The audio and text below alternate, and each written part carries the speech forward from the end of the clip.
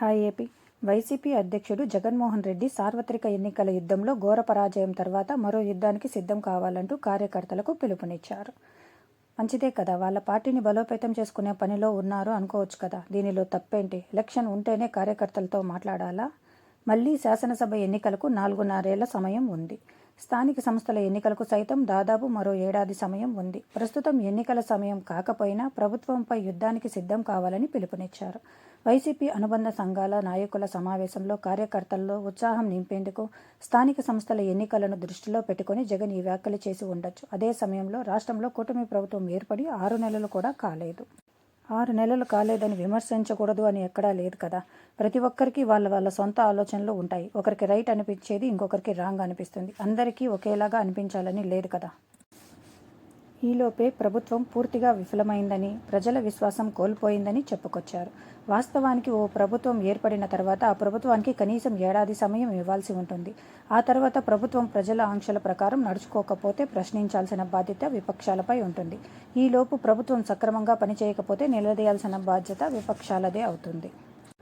అంటే ఏమంటారు? 1 సంవత్సరం రోజులు ప్రభుత్వాలు ఏం చేసినా ఉండిపోవాలంటారా? ఇది న్యాయం ఎలా అవుతుంది?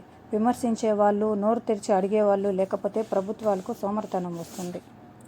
ఓవైపు కూటమి ప్రభుత్వంపై ప్రజలు సంతృప్తిగా ఉన్నట్లు చర్చలు జరుగుతున్న వేళ వైసీపీ అధ్యక్షులు జగన్మోహన్ రెడ్డి ప్రభుత్వంపై యుద్ధానికి సిద్ధం కావాలని పిలుపునివ్వడం వెనుక ఉన్న మతలబు ఏమిటనే చర్చ సాగుతోంది. అయ్యో, ఇందులో మతలబు ఏముంది? పార్టీ అధినేతగా ఆయన పార్టీని, కార్యకర్తలను బలోపేతం చేసుకోవాలని అనుకుంటున్నారు. ఇందులో మతలబు ఏంటి? తప్పేంటి? వైసీపీ సీనియర్లు ఒక్కొక్కరు వైసీపీకి గుడ్ బై చెప్తున్నారు. వలసలను నివారించడంలో జగన్ విఫలమయ్యారనే చర్చ జరుగుతుంది. చర్చలదేముందిలేండి. నిద్ర లేచిన దగ్గర నుంచి నిద్రపోయే వరకు ప్రతిరోజు ఎవరో ఒకరు ఏదో ఒక విధానంలో చర్చలు. అవి నిజమో అబద్ధాలో మాత్రం ఎవరికి తెలియదు. ఎవరికి తోచింది వాళ్ళు చర్చ అయితే పెట్టేస్తారు. ఈ క్రమంలో కార్యకర్తల్లో ఉత్సాహం నింపేందుకు, వారిని యాక్టివ్ చేసేందుకు జగన్ తన వంతు ప్రయత్నాలు ప్రారంభించారు. లడ్డూ వివాదంతో జగన్పై ప్రజల్లో వ్యతిరేకత పెరిగింది. దీని నుంచి బయటకు వచ్చేందుకు, ప్రజల దృష్టిని మరల్చేందుకు విశ్వ ప్రయత్నాలు చేశారు. అందులో నుంచి ఒక్క ప్రయత్నం చెప్పండి. విశ్వ ప్రయత్నాల్లో నుంచి మరో ఏడాదిలో స్థానిక సంస్థల ఎన్నికలు రానున్నాయి. ఈ ఎన్నికలకు కేడర్ను సిద్ధం చేసేందుకు జగన్ ప్రభుత్వంపై తీవ్ర స్థాయిలో విమర్శలు చేసి ఉండవచ్చు. కానీ ప్రజలు వాస్తవాలను గమనిస్తుంటారనే విషయాన్ని విమర్శలు చేసే సమయంలో విపక్ష నాయకుడు గుర్తుంచుకోకపోతే ఒక్కసారి నష్టం కలిగే అవకాశాలు లేకపోలేదు. నష్టం ఎవరికైనా కలగచ్చు. అది వాళ్ళు గమనించుకోవాల్సిన విషయం. వరదల సమయంలో ప్రభుత్వం వ్యవహరించిన తీరును, సహాయక చర్యలను రాష్ట్రం మొత్తం ప్రశంసిస్తే జగన్ మాత్రం ఇప్పటికీ విమర్శిస్తూనే ఉన్నారు.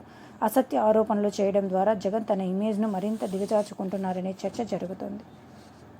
అలాంటి చర్చలు జరిపిస్తున్నది ఎవరు? 6 నెలలు కాకుండానే ప్రభుత్వంపై తీవ్ర స్థాయిలో ఆరోపణలు చేయడం ద్వారా జగన్ తొందరపడుతున్నారనే చర్చ జరుగుతుంది. తొందర ఏమిటి ఈ తొందర? అర్థం కావడం లేదు. వాళ్ళ పార్టీని, వాళ్ళ కేడర్ని వాళ్ళు వృద్ధి చేసుకోవడంలో తొందర ఏముంది? ప్రభుత్వం పనితీరుపై ప్రజలు తీర్పునిచ్చేది ఎన్నికల సమయంలోనే. వచ్చే ఏడాది స్థానిక సంస్థల ఎన్నికలు జరుగుతున్నాయి. ప్రభుత్వ పాలన నచ్చకపోతే స్థానిక సంస్థల ఎన్నికల్లో ప్రజలు తగిన తీర్పునిస్తారు. కనీసం అప్పటి వరకైనా జగన్ ఓపిక పట్టి ఉంటే బాగుంటుందని కొందరు రాజకీయ విశ్లేషకులు అభిప్రాయపడుతున్నారు. అదే టైంలో మరికొందరు తప్పుని అడగడం మంచిదే అని అనుకుంటున్నారు. ఇప్పటి నుంచే ఆరోపణలు చేయడం ద్వారా 6 నెలల్లో ప్రజల్లో ప్రభుత్వంపై వ్యతిరేకత వచ్చే అవకాశం ఉండదని, విపక్షాలు రాజకీయ ప్రయోజనాల కోసం తప్పుడు ప్రచారం చేస్తుందనే అభిప్రాయం ప్రజల్లో కలిగే అవకాశం ఉందనే చర్చ జరుగుతోంది. ఏది ఏమైనా జగన్కు రాజకీయంగా సరైన అనుభవం లేకపోవడంతోనే తొందరపాటు చర్యలు పాల్పడుతున్నారనే ప్రచారం జరుగుతుంది.